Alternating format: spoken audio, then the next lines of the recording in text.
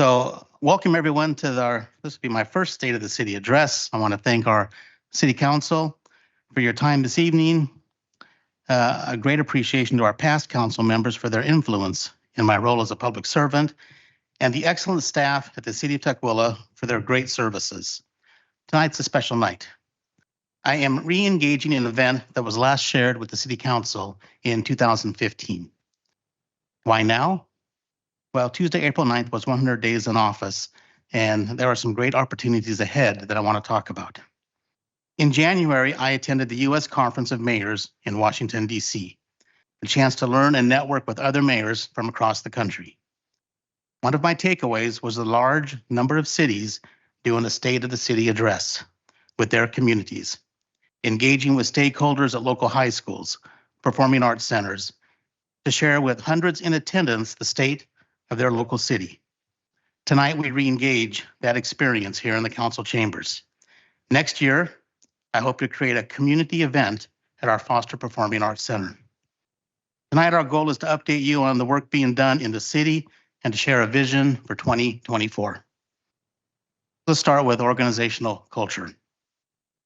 Last year, I campaigned for the mayor's office with the belief that we could create a greater culture of customer service and accountability here at City Hall, that we would address budget challenges while leaning further into our community values. In meeting with random community stakeholders, they spoke to me about what they wanted to see in Tukwila. They wanted to see us create organizational change, increasing public safety, having more community engagement, establishing more economic development, increasing Tukwila's regional presence, and enhancing the community experience where we live, work, and play. Upon taking office, one of the first major decisions I made was a change in our city administration. At the end of January, I asked newly hired Deputy City Administrator Marty Wine to become the interim city administrator and to consider accepting the position permanently. Tonight, I'm happy to report that we are in the process of removing the title of interim and Marty Wine accepting the position of city administrator for the city of Tukwila.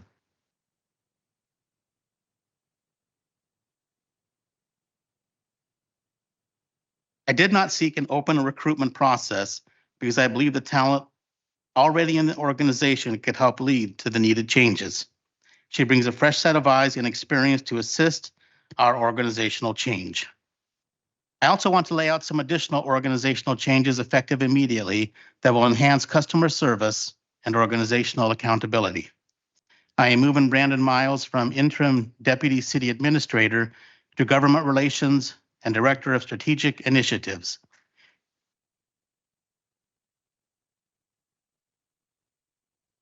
He will be directing our regional interactions as a city, our capital planning, tourism, communications, and special projects like the upcoming World Cup. Also, I have asked Parks and Rec Director Pete Mayer to serve in the role of Deputy City Administrator.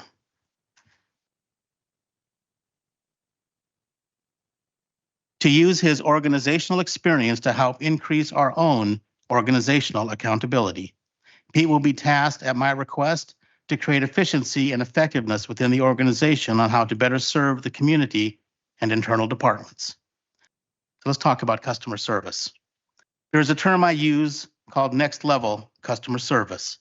It invites innovative, out-of-the-box thinking to understand and meet the needs of a customer. It's a shared value I find already existing in our Tukwila courts. A national leader in customer service, and at times, our Tukwila court is sought out by the Supreme Justices of the United States. Here is an example of next level customer service in our Tukwila courts. They created a unified payment program where a defendant owing several tickets to multiple jurisdictions in King County could make a single payment to satisfy the balance owing to multiple jurisdictions. A payment made once, distributed to several jurisdictions. Thank you, Tukwila Courts, for your innovative process to serve the greater King County public. Now we'll be pushing for more next level customer service like this throughout our departments in 2024. Another step in our approach to next level customer service at City Hall, as of today, Monday, April 15th, Tukwula's public counters will be open 4 days a week. Previously, we were open only 3, Monday, Wednesday, and Thursday, but now it'll be Monday through Thursday. We are not focused on how many customers come to the public counters on any specific day. What we're focused on is how available are we to serve. So I want to say thank you to the city staff for making this adjustment, and tomorrow will be the first day they were open on Tuesday in a while.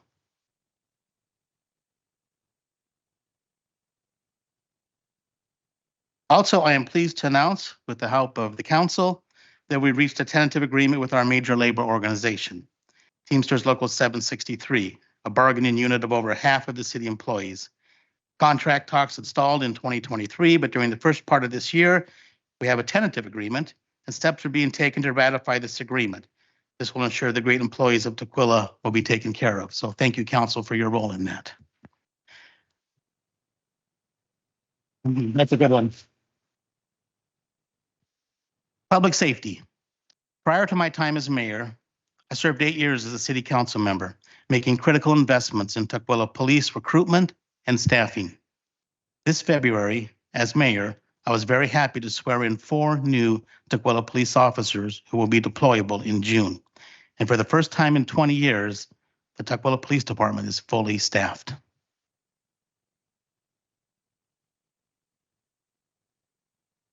By the end of 2024, all officers are trained and deployable, a full restoration of services. In early 2024, Tukwila Police Department reached an agreement with Foster High School and Showalter Middle School to restore the school resource officer. This will begin with the 2024-2025 school year. We continue with our mental health co-responder program. In 2023, we added a second co-responder position, and we are now looking for ways to expand this mental health service in conjunction with law enforcement.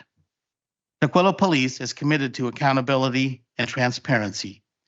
They continue to look for processes that will include the community, such as use of force review board, hiring, and strategic planning. And to that point, the Tukwila Police Department continues to evolve and reimagine their role of law enforcement. Here in 2024, they are rolling out a strategic planning approach, which will guide their annual work plan, budget, and direction for the next 5 years. The World Cup, I mentioned that in earlier when we were talking about roles. In just 2 short years, Tukwila will be on the verge of the world stage, helping to host the 2026 FIFA World Cup. Seattle is a host city with games being played at Lumen Field. Hotels will be booked from Vancouver to Vancouver. Tukwila will be impacted by 400 to 750,000 visitors coming to the Puget Sound region. This is an event viewed by 4 billion people worldwide, 7 times larger audience than the Super Bowl, 14% larger than the Olympics. There is incredible economic opportunity for our city as the world embarks on the Puget Sound. We are working hard to prepare for them. Our city-wide work plans are incorporating World Cup preparations. Consider a wedding at the family estate and how we must get the grounds ready for all the visitors who will attend. This includes parks, trails, city streets, and boulevards. Emergency management. While the World Cup will create economic opportunity, there is also a great responsibility to ensure a safe experience for fans and tourists. Our emergency management will be tasked with fostering a culture of preparedness through planning, exercise, and education to provide the city with the tools and capabilities necessary to respond to an incident that has local or regional impacts. This year, with our emergency management, we will be enhancing our preparations with developing a comprehensive emergency management plan, developing an emergency management multi-year strategic plan for elected leaders, city staff, and community members, making sure everyone understands their role and their responsibility. We will be doing tabletop exercises to practice command and coordinating functions, building a public education and outreach plan, and we will be fostering preparedness in our community to increase ability to effectively respond to an emergency or disaster, increasing survival and resilience. I'm really looking forward and would look for your support as we kind of try to elevate the role of emergency management in Tukwila. Economic development. Our vision for economic development is for sustainable and inclusive prosperity for all. Our strategies and actions to achieve this goal include something that was just released earlier this year already, a new economic development strategy. Came out in early 2024. We are looking to develop a business contact database to track, monitor, and engage businesses. Creating a tax increment financing. You might hear the term TIF. Program to plan public improvements. Using multifamily property tax exemptions to spur developments. And develop long-term plans for community gatherings, something I will call a third place. Coming out of the pandemic, we lost some third places. In the first place being your work or your home, second place being work. And those third places that we gather as a community, we lost some of them. And how do we re-engage that in those places in our community going forward so we have places to gather and connect as a community? And we want to also continue to enhance relationships with community places like Westville South Center. I don't know if you guys know this, but 16 million people come to the mall every year. That's a lot of people. And the opportunities there and the relationships that we have there for economic development, for public safety, other places like Starfire, Seawolves in our business community. Let's talk housing.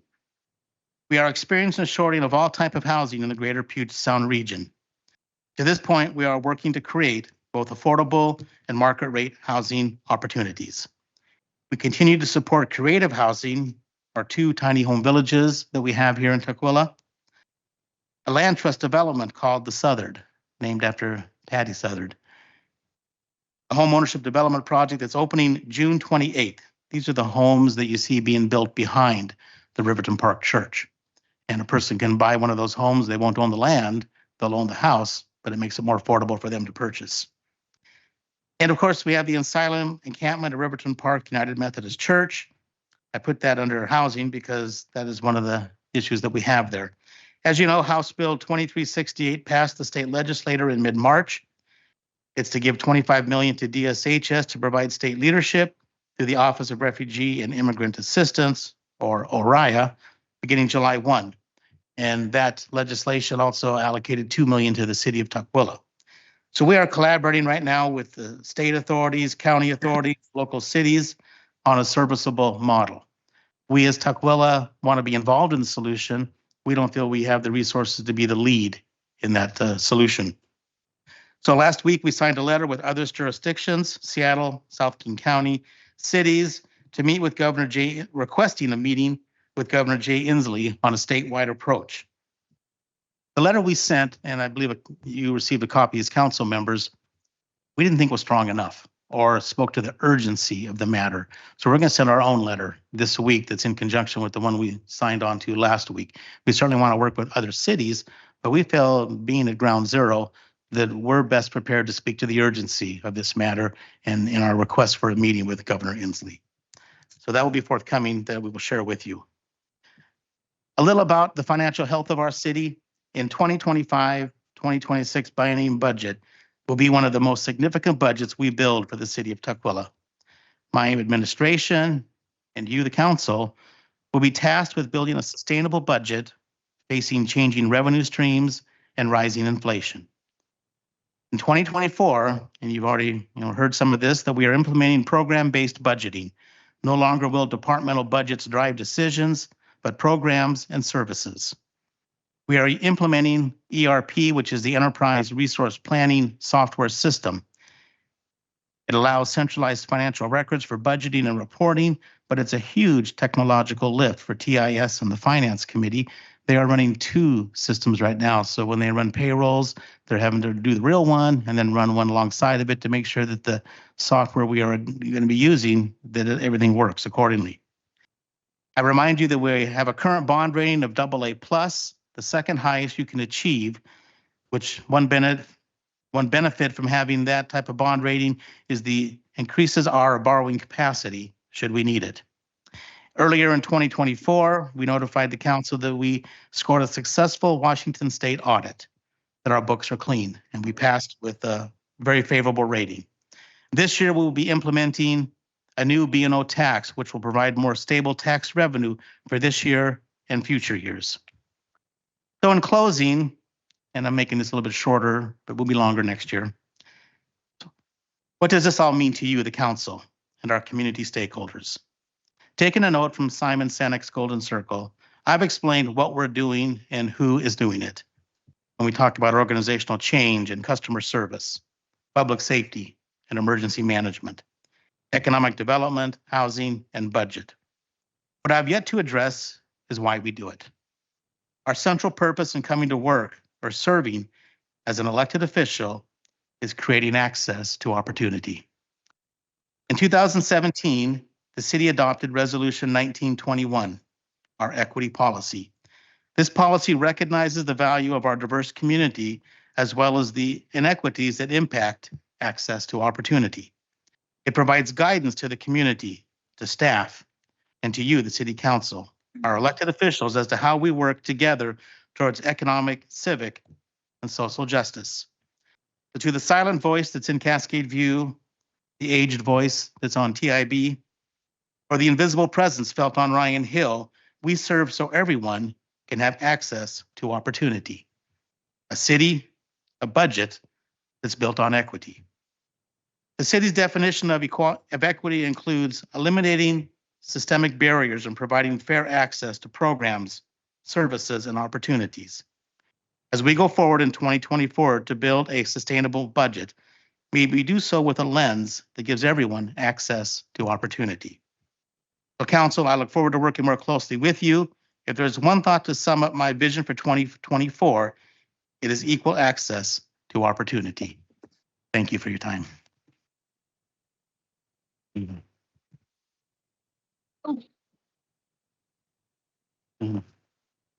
So I included in your copy of tonight's presentation, a copy of Resolution 1921, which is our equity policy, and it's for you to take a look at and keep in mind as we forge ahead in 2024. Thank you.